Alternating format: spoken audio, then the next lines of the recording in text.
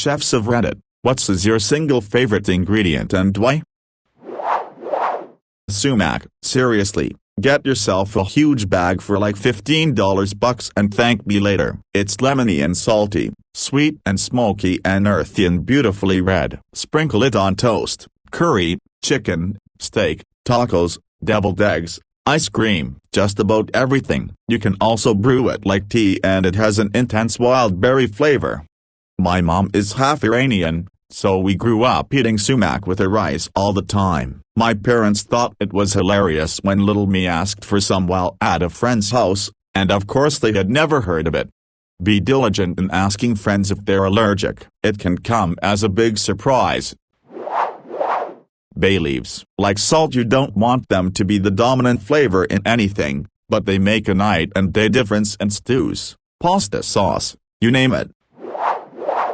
Chef of 25 years, personal favorite is Worcestershire sauce. Use it more at home than in restaurants I've worked. Such a nice umami though. My grandma has a bunch of severe allergies. Well, at least, that's what she tells people. For years, we have speculated that she's just really picky when it comes to food and, instead of admitting it, she just tells everyone that she's allergic to whatever food she doesn't like to eat. The biggest one is seafood. She is deathly allergic to seafood, and the type of fish that gives her the worst reaction are anchovies. So, anyways, we're out at the melting pot fondue restaurant one night and they're making us the cheese fondue right at the table in front of us. The chef goes to add a few splashes of Worcestershire sauce and I'm like, stop. Sorry, but my grandma is allergic to anchovies, so we'll skip the Worcestershire, thank you. And my grandma goes, I get this all the time. I love Worcestershire sauce and use it all the time. Hey. Busted. I told her that Worcestershire sauce is literally made out of fermented anchovies and she flipped out and denied it, said there's no way that's possible, and refused to look it up or read the back of a bottle. She still eats it all the time and is still deathly allergic to anchovies. Vinegar. It is often the thing that is missing when people go for more salt and spices in their cooking, wondering why it doesn't taste quite as good as in a restaurant. Not a chef, but a baker. Cardamom. It's still not super common in American baked goods, and while I love cinnamon, that flavor isn't special to my palate anymore. Cardamom gives such a warm, floral scent, flavor to whatever you make, and can be paired with so many things. Treat yourself, add some cardamom and orange zest to your next batch of banana bread. Thyme. Thyme pairs well with meat, tomatoes, and beans. It is the main ingredient in the classic French herb combinations bouquet garni and herbes de Provence. These herb blends are frequently used to flavor meat, stews, and soups. Can't imagine not having thyme on my side when cooking a wide variety of dishes. Black garlic. Makes everything 100x better. Most of what I see here is staple pantry items. If you don't have black garlic, get it. Crush it into a paste and make a compound butter or anything. Black garlic, sweet sticky heaven. Soy sauce. Makes for a great base, good on most savory foods. I'm not a chef, I just cook for fun. Baby bok choy sautéed gently in soy sauce is divine. Just monitor your heat levels and don't let the sauce burn. Took me a while to find this one. Use it for steaks as a marinade and it's pretty good. Doesn't matter if it's low sodium or not. Soybeans, best beans. I recently started using liquid aminos instead of soy sauce and I'm loving it. I recommend trying it if you get the opportunity. It has a little stronger flavor. Garam masala. I find it to be so good in many savory dishes. I replace cumin with it whenever it's called for. It's incredible in chili or any Asian-influenced dishes. Not an expert in Indian cooking or even the spice world in general, so I realize it's not a perfect substitute. I just ran out of cumin once in the middle of cooking, subbed it in, and fell in love. Totally understand why some recipes may not be suited to it. This is just my opinion based on my experiences. To add, try using whole garam spices. For one dish of 750 grams protein or so, cinnamon stick, 2 fresh bay leaves, 5 cloves, TSP peppercorns, 2 green cardamom, grate of nutmeg, 1 terabyte each fennel cumin and coriander seeds, or even the Pakistani, North Indian version which includes black cardamom and mace versus green cardamom and nutmeg for an extra ... to what is that? Kinda sensation to your food. Also I'm sure there's tons of variation to whole garam masala, and you can find many recipes online to guide you if my family, restaurant ratios aren't for you or sound like you won't enjoy it. Because I haven't seen it yet. Vanilla extract is to sweet and salt is to savory. So besides salt, vanilla extract is pretty bomb. Plum vinegar, a savory vinegar made from fermented plums, adds sweetness, acid, and a savory complexity to anything, critical if you're making vegan cheeses, but it also adds to teriyaki sauces, marinades, whatever. Shit's great. Just don't forget to salt your food after you add it, since it's somewhat salty.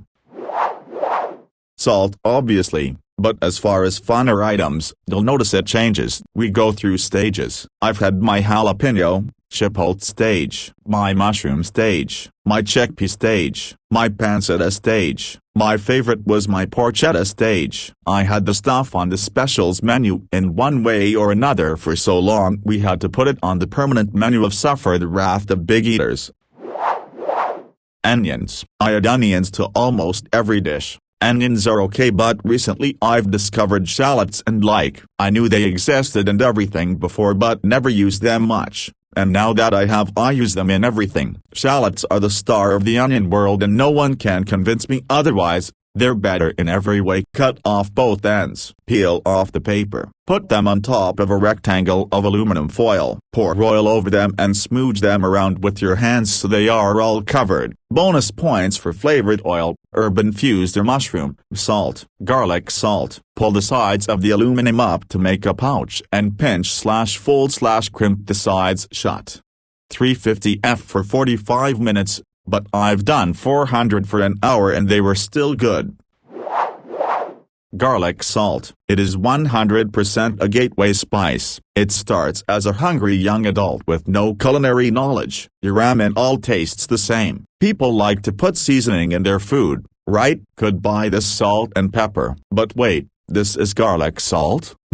Maybe it'll taste a little better. Throw it in the cart. Damn. These cheap ramen noodles are great with the garlic salt and a bit of pepper. What else do people put in ramen? Celery. Go buy some. Some sriracha. No idea how to pronounce this. Throw it in. An egg. Shoot. Was planning on letting those rot. There are other ingredients too. Hamburger helper. Wait, I could make this cheaper by purchasing the ingredients separately.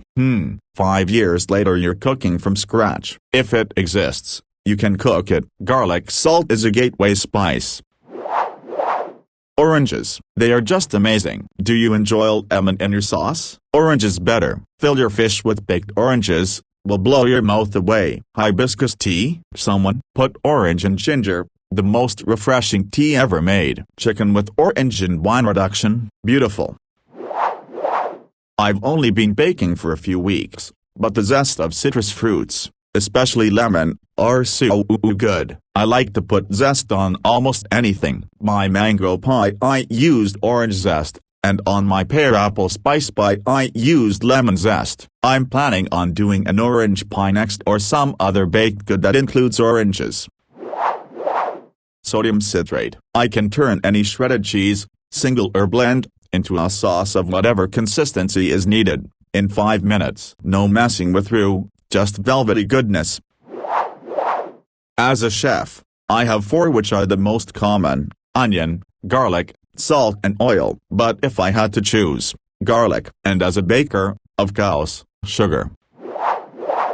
Vietnamese fish sauce. Different from Thai fish sauce. I've been working in kitchen for 10 years, mostly Italian kitchen and Aussie steakhouse, but my most favorite ingredient is always Vietnamese fish sauce, for my foods only. It contains salt, seafood and umami flavor and I don't have to use message. I tried Thai fish sauce but the smell was quite strong, and the flavor wasn't good. The second favorite ingredient is white wine. Some chefs like to add a dash of lemon or lime juice to their foods. Western foods, but I think white wine works better. Fish sauce has naturally occurring glutamate in it. That's what umami is. It's the taste of glutamate, which is an amino acid. Any fermented protein product that tastes savory has glutamate in it.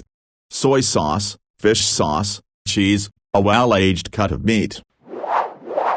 Not a real chef, but I do a lot of cooking. Smoked paprika, like high-quality stuff. It's a game changer. I get all my spices from Penzeys Spices. Their stuff is the shit. Edit. I put it on lots of things, egg on toast, soups, curry, dry rubs for meat. Obligatory, not a chef. After salt, vinegar, and butter, I think these three are less ingredients and more foundational elements of food. My favorite has to be shallots. Nice raw, quick to cook, less harsh than onions. They are just good. Any form of acidic liquid. Please don't continually pour salt into your dish because it's lacking that punch. Use some lemon juice, vinegar, even balsamico for the love of God. I would never call myself a chef, but I was a line cook and kitchen manager at a wing joint and helped create a few of our sauce choices. Habanero, powder or the full-on peppers. We had a habanero salsa that was pretty good. It just tastes good. Obviously, it's only fun if you are willing to deal with the burn, but our customers seem to love some of our concoctions. Other than the cliches of garlic and butter, I found an Italian chili variety called peperoncino. I have it in a shaker like salt and haven't looked back. I use it in everything. Just the right amount of heat and actually full of flavor. I hate stuff that's hot for being hot sauce, but that hits just right. I'd recommend buying some if you do a lot of Italian, Greek cooking. Also, salt is the absolute business if you're doing something with fries or red meat. Nothing beats it. And finally, when I'm making Asian food, it's message ... lots and lots of message. Butter, in soups, sauces, stews, browned or with more components added, on meat, with fish, in mash. I mean, the reason your food tastes better at a restaurant is because it's made by a guy who doesn't give a crap about your arteries or cholesterol and will nuke your food with the golden yellow deliciousness. My mom taught me to cook, so my favorite is Lori's seasoning salt or Cajun spices. I'm just a simple folk in the South US. Not a single ingredient, but using the best and right oil for the right cuisine.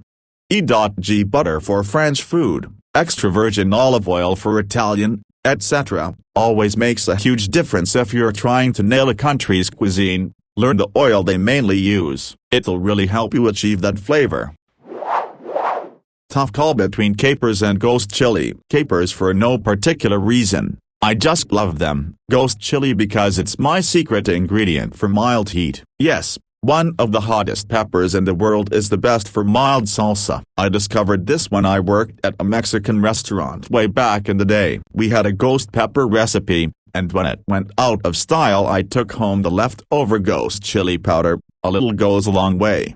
It's hard to run out of this stuff. The secret is plain old proportions. It's super effing hot. So one matchstick head worth of ghost chili for a bowl of soup, or salsa, as it were, will provide a good medium heat. A sprinkle, or half a match head, for mild. Ghost pepper is wonderful in this role because in small amounts it actually has a very mild, low and slow sort of burn. Compared to jalapeno or especially Tabasco peppers, which have a frontal heat that hits you in the face and burns your lips, ghost chili hits further back in the mouth and sinuses. No face pain. No crying, just a mild pleasant spiciness. Not a chef but raised by a damn good one. Besides salt, and the other things high up on here, sambolek. Oh my god, it's in my everything. If it's not in your kitchen right now, you're understocked. Pineapple. I work at a resort in Hawaii and there's so many things you can do with pineapple. You can make smoothies out of it. You can use the skin as a fruit salad bowl. And yes, you can put it on pizza. Soy sauce. I will put it on anything including fruit. I have a packet of it in my bag all the time. Soup tasteless. Soy sauce. Marinating meat / veg / tofu. Soy sauce. Broke and starving. Rice with a bit of soy on top and it's a filling meal. Did this plenty during my college days. Stranded on a desert and need to eat your shoe to survive. Bam. Soy sauce that motherfather. Butter, specifically Kerrygold. I'm from Kerry, and it reminds me of home, as well as being a premium top-of-the-range butter. Simple as that, really. Obligatory, not a chef. Besides the ones that others have mentioned, one thing that I use a lot is rice cooking wine. Any light Myron, Birshu, Mirim, Zioshing, etc. It adds a certain complexity and subtle sweetness without being overpowering. I started using it for stir-fries and fried rice originally, but I've found that it works well with Western cuisine too. Just don't get one that is very dark or syrupy, as those will be too sweet and are for more specific purposes. Sherry works too if you don't have access to Asian products. This will sound stupid, but salt. It's universally versatile, balances bitterness, accentuates sweetness, for brines, ferments, obviously for seasoning, and also making oil I accidentally spilled on the floor less of a slip hazard by sprinkling some kosher on there until I get the chance to properly clean it up. I know it's not going to get a lot of love due to weird genetics, but fresh cilantro is a great one. It always lightens up the flavors, and gives them a nice fresh taste. Now, it has to be fresh cilantro, not dried. The fresh has a signify better taste, and it only takes a second to cut as needed, whether you need the full leaves, or chopped up leaves and stems. Second to that, would be scallions, for those times you want to add a bit of fresh onion flavor, without it being overpowering to the dish. If you've never made scallion butter, you're missing out. Slice up the scallions, and mix them with softened butter. You can use it on everything from toast to steak, and it adds a wonderful flavor. Edit: I'm not a chef, but I do a lot of cooking and experimenting. I would be a chef if I didn't think that doing it for a living would kill the joy of doing it.